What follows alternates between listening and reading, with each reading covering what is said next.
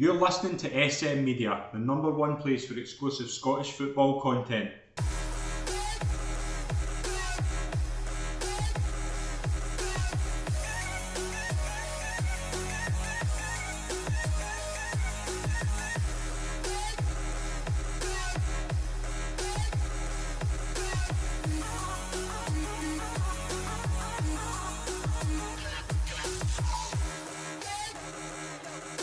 Hi folks, and welcome to the latest episode of the SM Media Scottish Football Show. I'm Scott McPike. It's an absolute pleasure to be your host as always.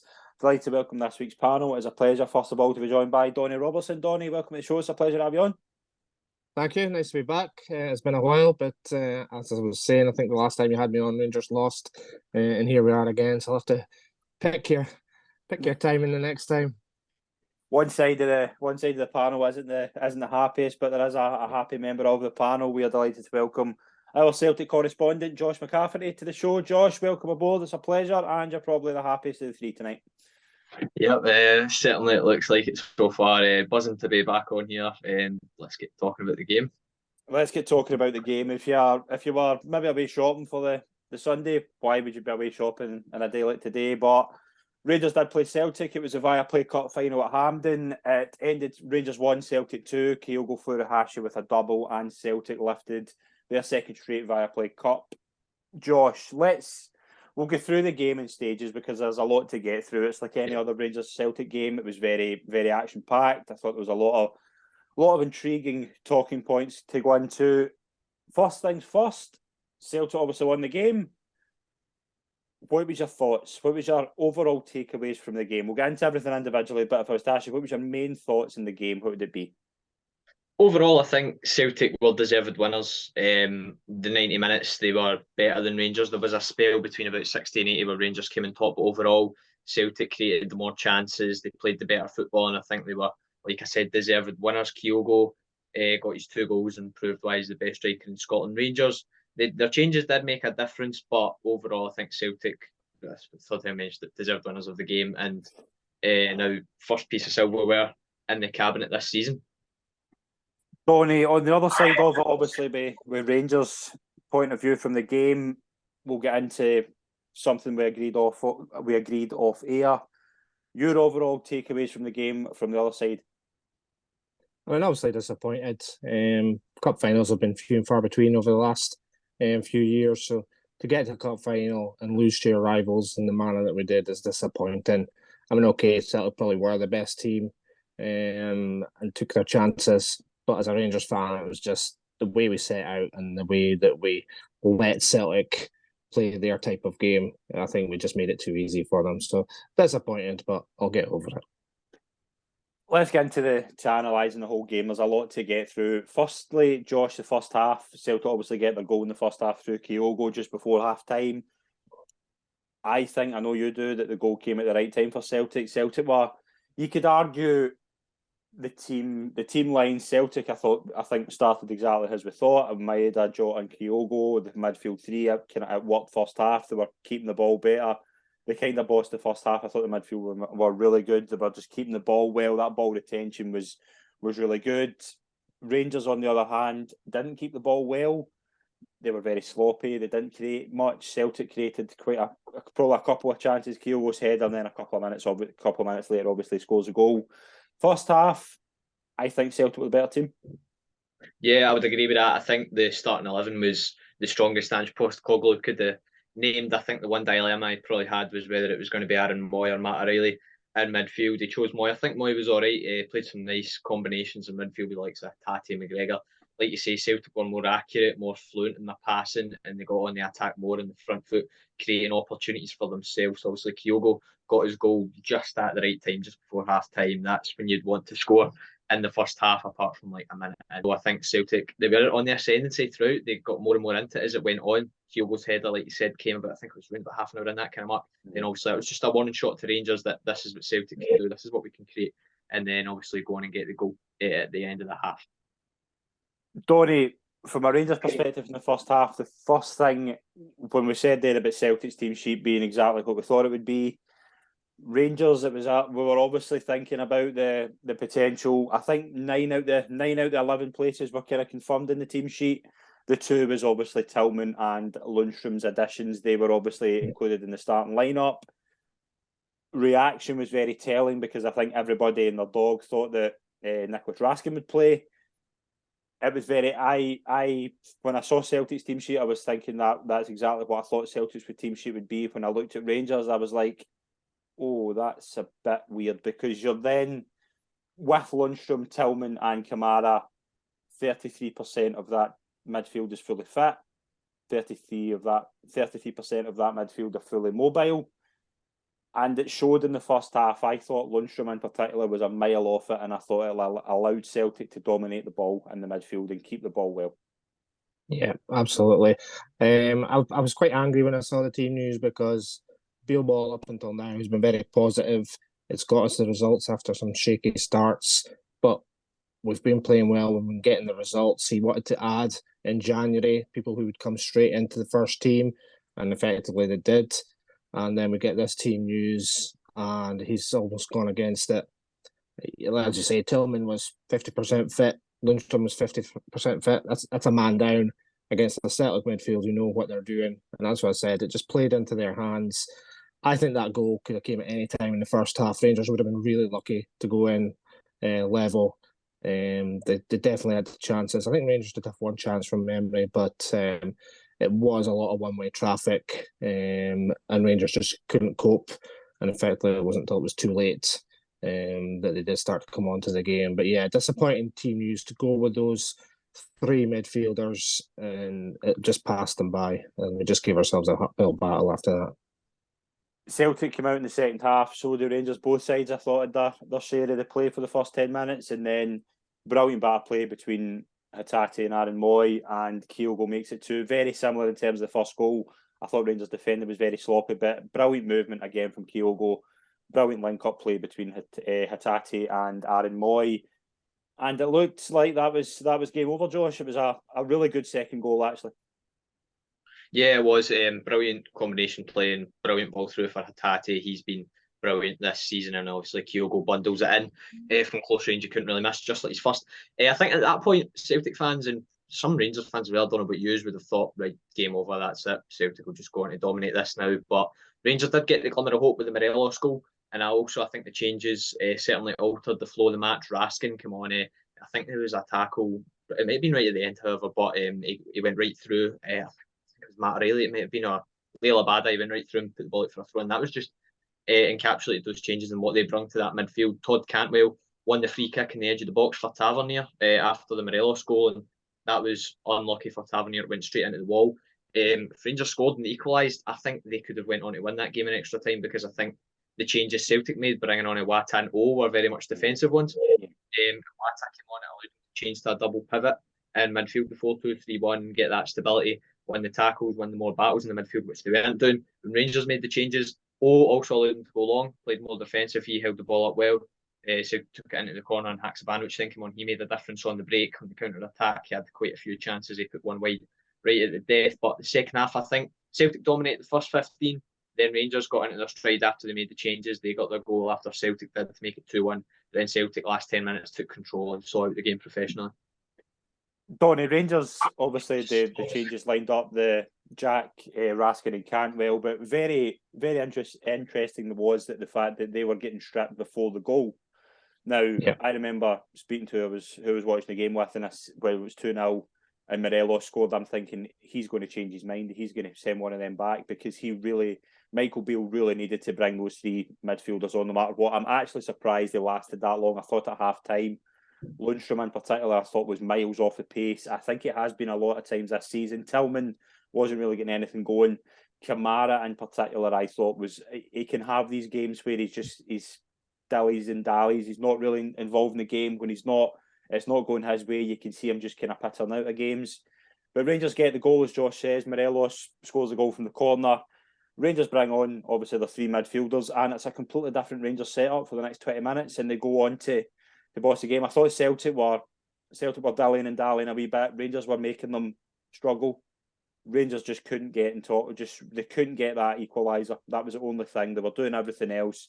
they just couldn't get that goal. And could you say, I don't think they deserved it because they weren't really creating much, but they were certainly getting into the game. They were trying to get a foothold after that goal and those changes. Yeah, absolutely. You could see the intensity levels changed once that midfield was rearranged, and that's what leaves the bitter taste in the mouth that had we started like that, we might have given ourselves a fighting chance. But to get back in the game as quickly as they did was good because, 2-0, I was ready to pack it in, and we did get back into the game and we had our best spell. I think what cost us was probably the change after that when he took Morelos off. Because Cholak's a different type of striker that doesn't really give the defenders the same sort of problems. And I think once that change was made, we'd almost ran out of ideas. Maybe putting Sakala through the middle and maybe getting the ball more to him and making him run at the defence might have made a difference. But there was too many people off it. And when you go 2-0 down, you're chasing the game, even at 2-1. I think, as I say, we ran out of ideas and we started to leave holes at the back, which Celtic, could have easily scored another one, but rode it out. But the intensity in midfield was clear once those changes had been made, which was positive going forward. Like some Raskin and Cantwell, they'll get the rest of this season and hopefully be ready to go at the start of the next season. It is pleasing as far as that's concerned, but we've got too much deadwood in that team. If you look back to Gerrard's first season, there's a lot of names that are still in the club that are a lot older now and just way off the pace as far as Scottish football is concerned. So, it was a tough one. Josh, obviously, Donnie makes a good point there. That I kind of had the belief as well that when Morelos went off and Cholak came on, it kind of killed Rangers' momentum a wee bit because Rangers were having to change. I thought Morelos had a poor afternoon apart from his goal. And after that, Morelos was beginning to find his feet. He was beginning to come for the ball. It was beginning to kind of work for him. And then obviously Beale takes Morelos off and brings Cholak on, and it's all get the ball high, and it just didn't work. And then I thought from there on, up until the final whistle, I thought Celtic's game management was really good. I thought they were getting fouls, they were drawing fouls, they were getting the ball up into the corners, they were getting, maybe in a better day, they would have maybe had their finishing boots on and scored a couple of more goals. Haksabanovic at the end in particular, he's just a wee bit wide. But I think that was very telling at the end when Celtic were under the cosh for a 20-minute period. They then turned it on and they were able to just see the game out, and I think that's a really telling story of this game.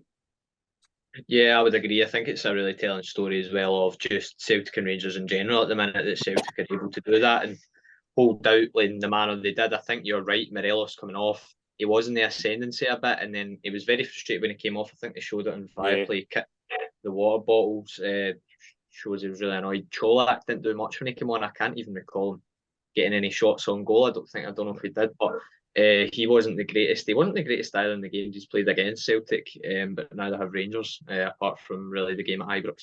But I think, Rangers, it's telling, you're right, that Celtic are able to hold out for that 20-minute period, then come back on top and turn on the style towards the end, that they are more dominant. They can do that in games that Rangers quite aren't at that stage yet of their process, of their kind of rebuild.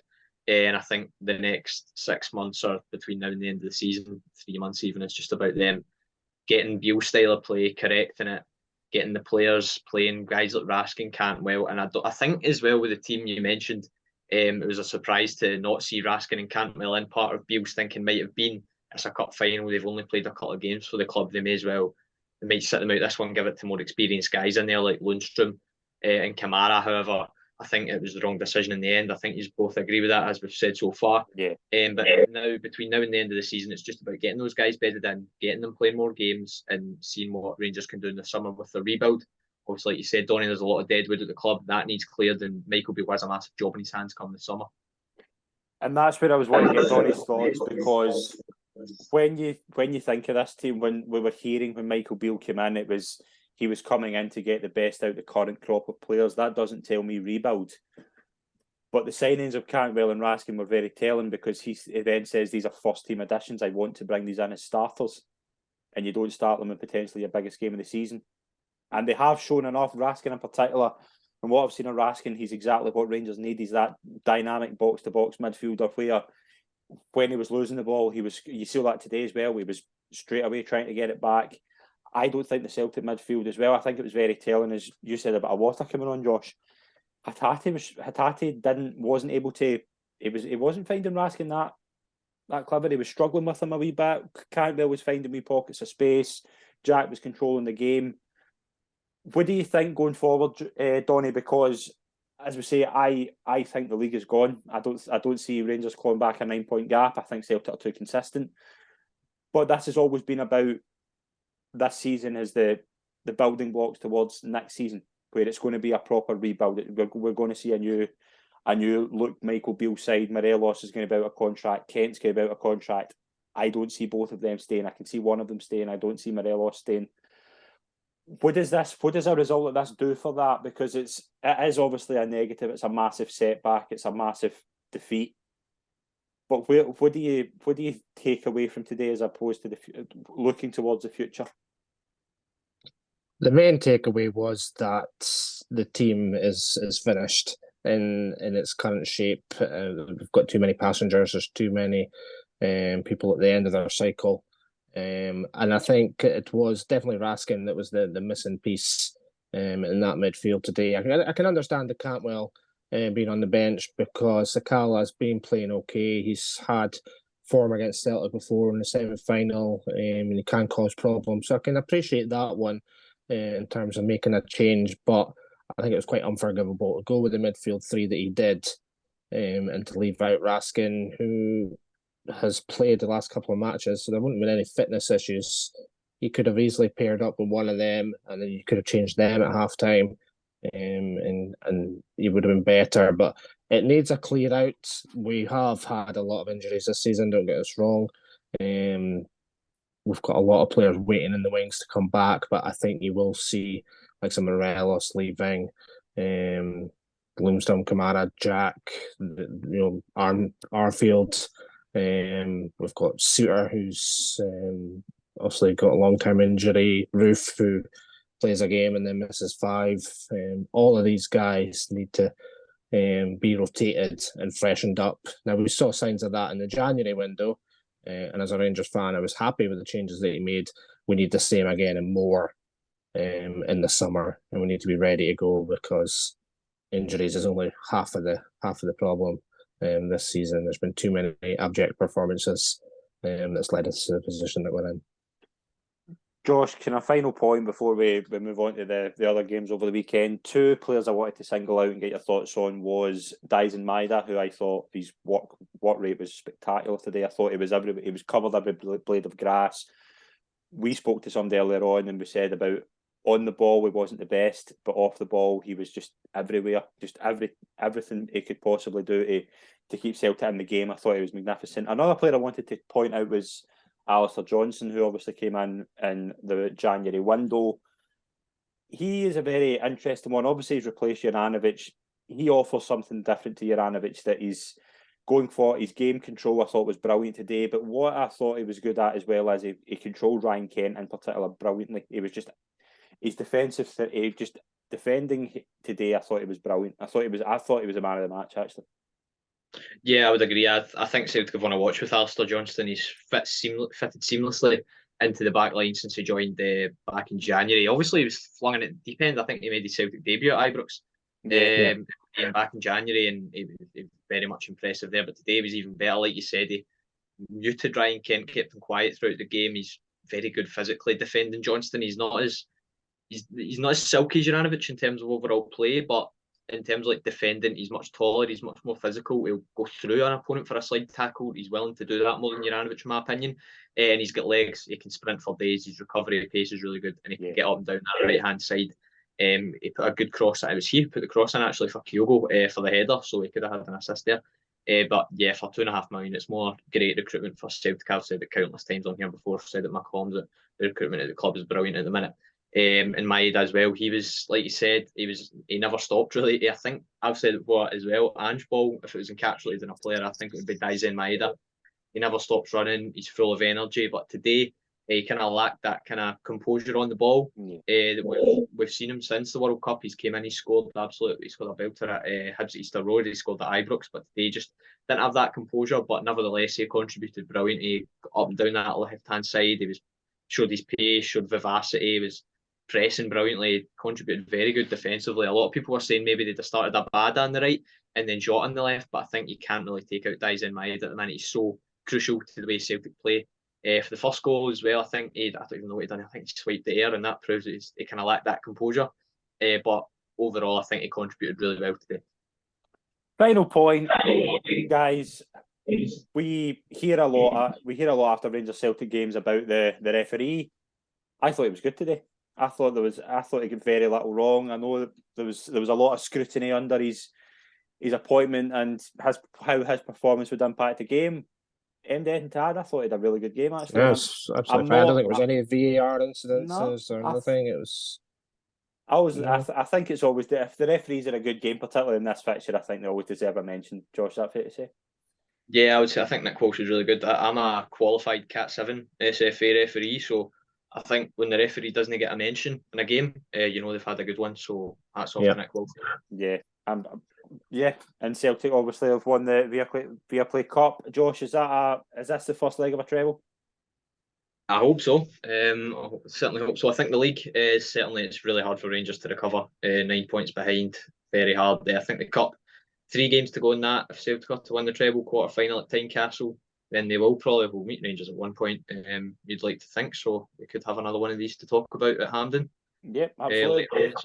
Yep, absolutely. But congratulations to Celtic, winners of the ViaPlay Cup. We have some news that has just broken while we were recording this show. I don't think we're surprised by this. It's been chat all day. Dundee United can tonight confirm we have parted company with Liam Fox, who leaves his role as head coach by mutual agreement. Obviously, that comes after Dundee United's 4-0 hammering away to Ross County yesterday. Donnie, I don't think we're surprised with this news, are we? No, I've said it on our podcast for weeks now. They've been a dead team walking, and it was only a matter of time. I'm surprised they've not done it sooner. But yeah, 4-0 to your closest rivals at the bottom of the table, you really have to get shot. They will struggle to stay in the league, but if they get the new manager bounce, bottom 6 could be kind to them. But it's been coming, and I don't think anyone's surprised. Josh, obviously this news isn't a surprise, but during the week, if you've been on Twitter, you've been in social media, you've seen the Dundee United story that now is not a good one. The owner's under a lot of pressure. Ogden to get his parted company with Liam Fox. There's also a lot of clamour to get rid of Andy Asgard, the sporting director. It's not a good place, Tannadice, at the moment. No, it certainly doesn't look like it. I think the appointment of Liam Fox was certainly a risky one. The risk certainly hasn't paid off. Now he's left the club, it's not a surprise, like we say. Who they'll get in a caretaker base, don't know. If they get a new permanent manager, not sure. But like you say, the club is in a terrible state. I think it was the AGM midweek, was it? And I think one of the comments was, we don't care if we go down because we'll come back up again. I think I don't know if that's not an attitude for Scottish football. It's a concerning comment. If you're a Dundee United fan, you'd be livid at that, in my opinion. But yeah, the club is in a bad state at the minute. Donnie, I've got this thing and we'll get into this with another potential managerial appointment later on. Bringing in guys as caretakers, like we've seen it obviously with Stevie Hamill at Motherwell and Liam Fox at Dundee United. Barry Robson's obviously now at Aberdeen.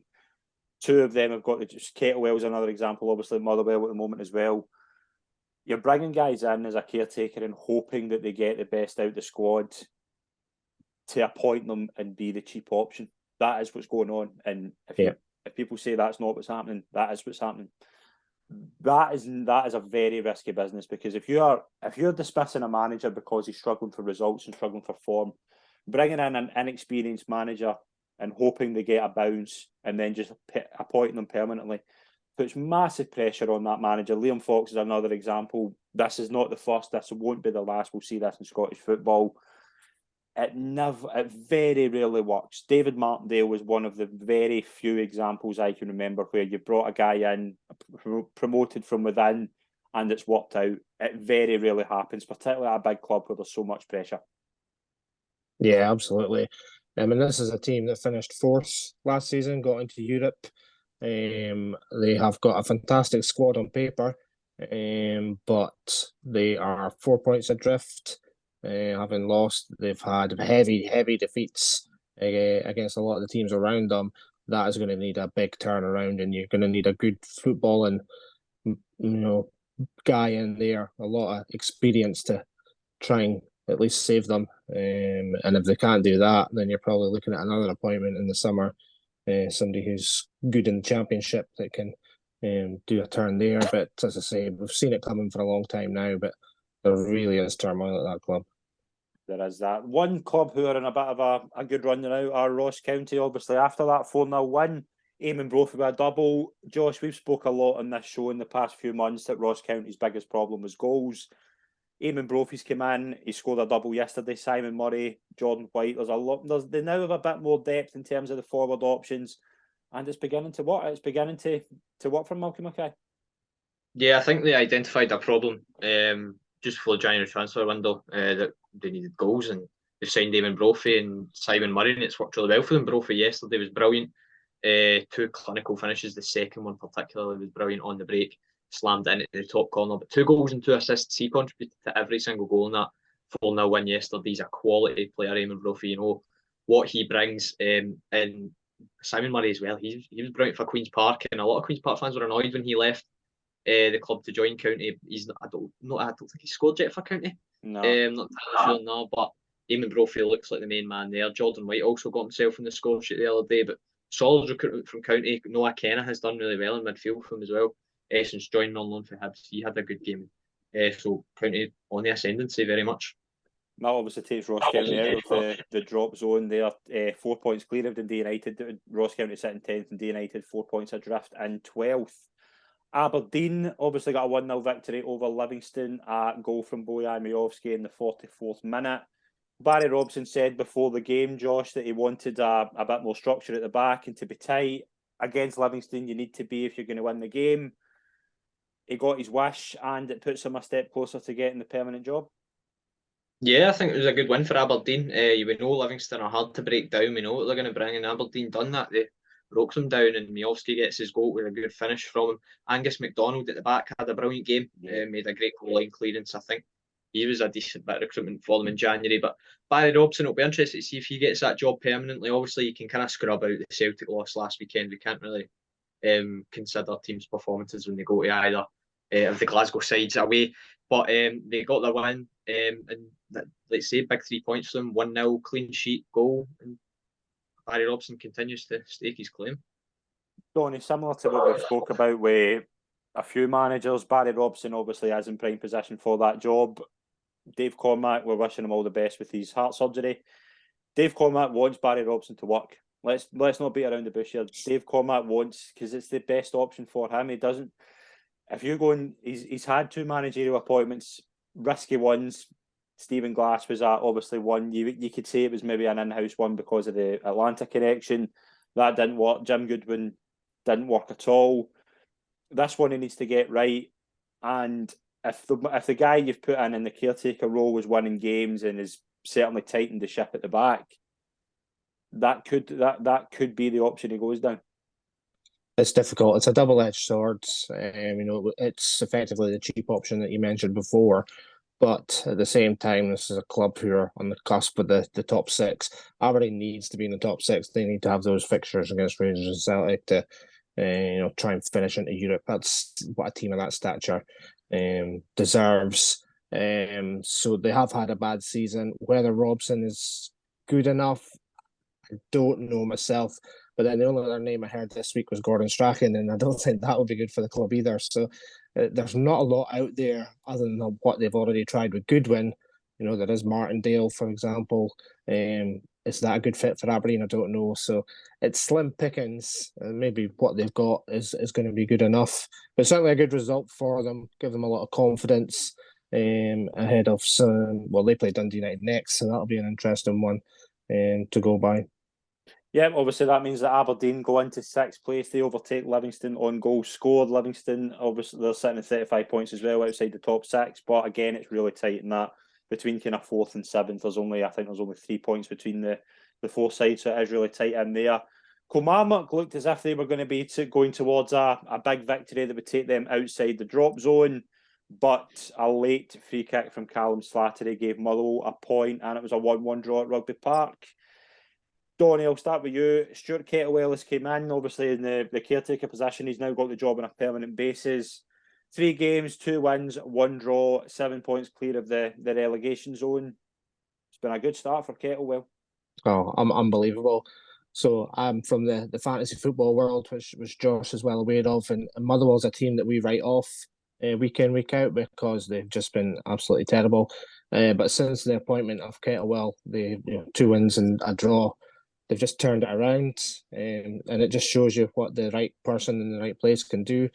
They don't have particularly the best squad, but he's got them organised, and if they can score goals consistently, which is always a problem for these bottom teams, then he can push Motherwell up the table. But Kilmarnock have struggled all season. Their away form has been terrible, and the inability to see games like this out could cost them. They're lucky enough that Dundee United have been worse, and that might save them at the end of the day. But yeah, Motherwell are hot at the moment, and that counts for a lot in Scottish football.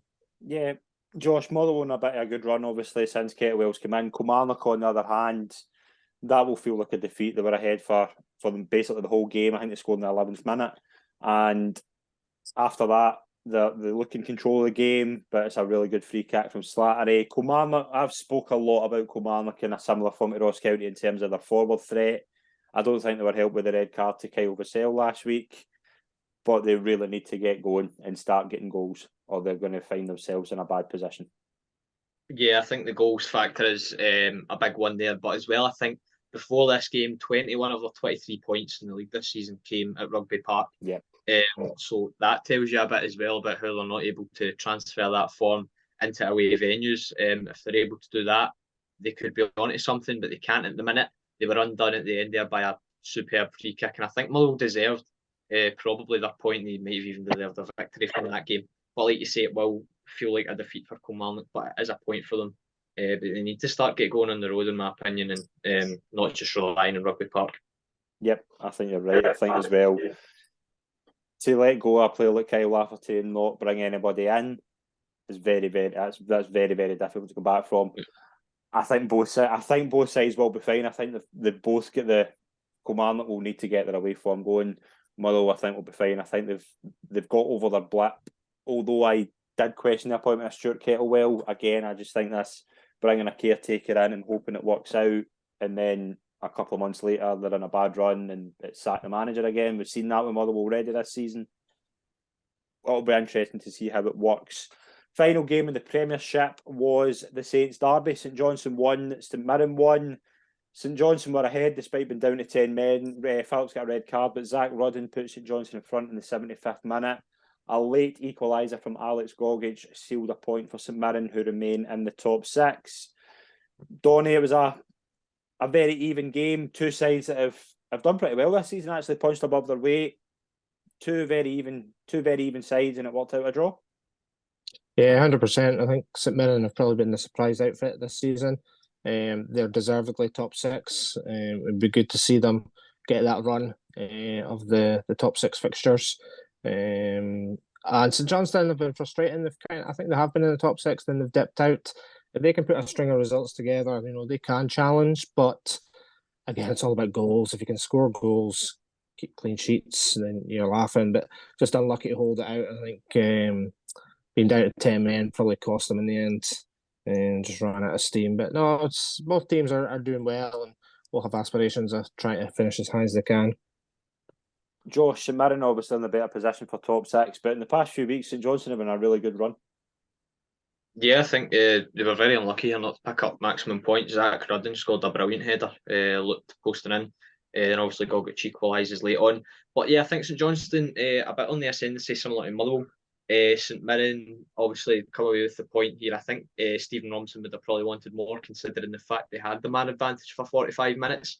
But a draw probably is a fair result all in all. St Mirren, like you said, Donnie, they have been a surprise package of this season, and a lot of their fans, speaking to a couple, they want Europe. So interesting to see if they can get that. Absolutely, yeah. Absolutely. Really interesting weekend in the Premiership. Let's move into the Championship. Big result for Queen's Park. The results went their way. Dundee and they are both drew, and Queen's Park are now 4 points clear in the Championship. A double from Connor Shields and goals from Thompson and Aaron Healy with a goal as well.